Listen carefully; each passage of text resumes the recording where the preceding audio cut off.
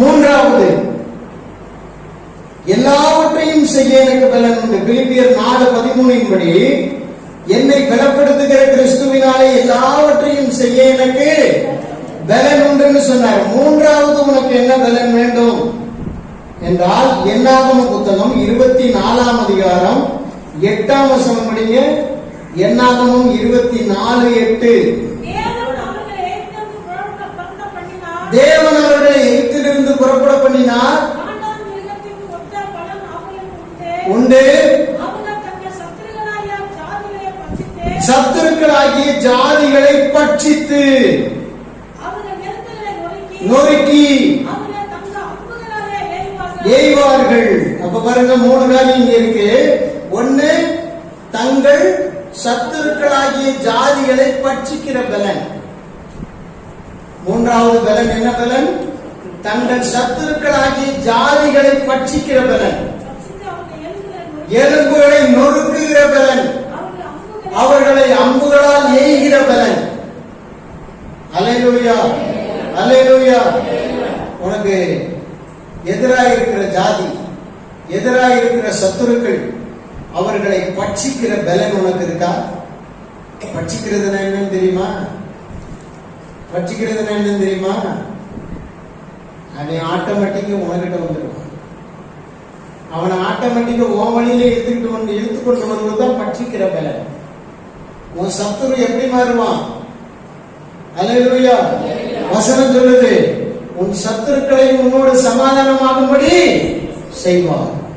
அப்படின்னா உனக்கு சத்துருவா இருக்கிறவனையும் நீ பட்சிக்கிறாய் என்றால் என்ன அர்த்தம்னா, அவனை கடிச்சு திங்கிறது இல்ல, அவனை ஆட்டோமேட்டிக்கா கர்த்தருக்குள்ள உன் வழியில கொண்டு வருது.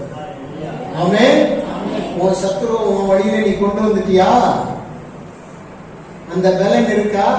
அவன் எலும்ப நொறுக்கி, அவன் எலும்ப நொறுக்கிறதுன்னா என்னன்னு தெரியுமா?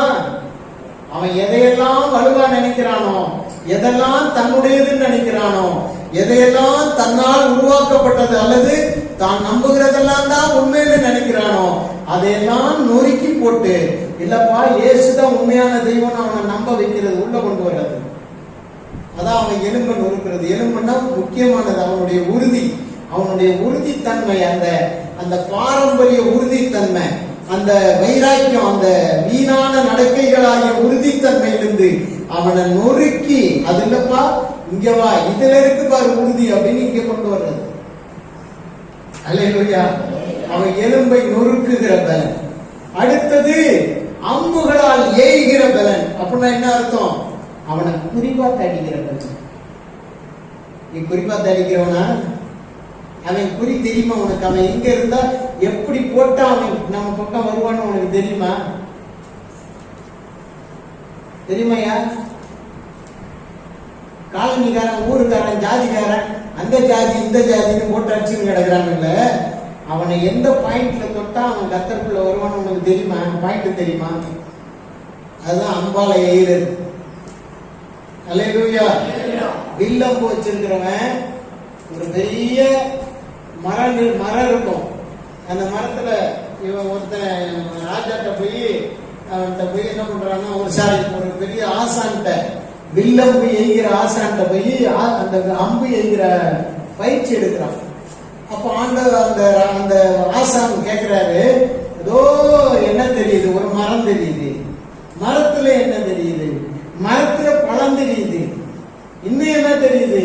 மரத்துல பெரிய பெரிய இலைகள் எல்லாம் தெரியுது. இன்னும் என்ன தெரியுது? மரத்துல கொடிகள் எல்லாம் ஓடி இருக்கு, அது தெரியுது.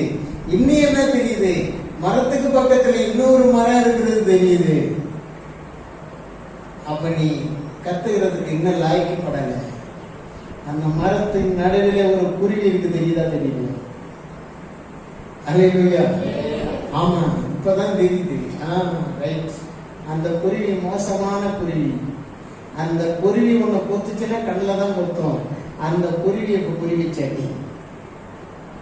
அல்லேலூயா. சொன்ன உடனே இவன் எடுத்தான், அம்ப பிடிச்சான், கரெக்டா பாயிண்ட் பண்ணான். இப்படி பாயிண்ட் பண்ணாத, எந்த மாதிரி பாயிண்ட் பண்ணு சொன்னான். அவன் கரெக்டா பாயிண்ட் வச்சு அடிச்ச உடனே குருவி கொத்தனி கீழே வந்துச்சு. இதுதான் என்னது? அம்பு எய்கிற பலன். இப்ப எத்தனை பலன் சொல்லியிருக்கிறதுல இந்த வசனத்திலேயே? முதல்ல சத்துருவை பட்சிக்கிற பலன், இரண்டாவது அவனுடைய எலும்பை நொறுக்கிற பலன், மூன்றாவது அவன் மேல் அம்பு எய்து அவனை குறி வச்சு தாக்கி கீழே அவனை கர்த்தருக்குள்ள இழுக்கிற பலன். இப்ப எத்தனை பலன் சொல்லியாச்சு மொத்தம்? மேல 2. என்னது? சத்துருக்களுக்கு முன் நிற்க பலன்.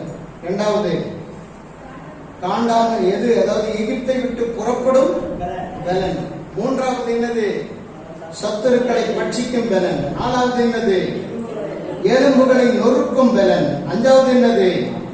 அம்புகளை எய்து அவனை குறி வச்சு அடிக்கிற பலன். இந்த பலன் அவனுக்கு இருக்கா? பலன் இருக்கா? உன்னை பலப்படுத்துகிற கிறிஸ்துவினால நீ இதெல்லாம் செய்யணும். இதெல்லாம் எல்லாவற்றையும் செய்கிற பலன் உனக்கு இருக்குன்னு இதெல்லாம் நிரூபிக்கணும். நீ அப்பதான் நீ வருகையில போக முடியும். அல்லேலூயா, அல்லேலூயா. அப்ப இந்த பலனை எல்லாம் நீ பெற்றுக்கொள்ளாமல் இருந்தால் உன் நிலைமை என்ன ஆகும்? பலனற்றவனாய் இருந்தால் உன் நிலைமை என்ன ஆகும்? பலனற்றவனாய் இருந்தால் உன் நிலைமை என்ன ஆகும்? நீ பலப்பட வேண்டும்.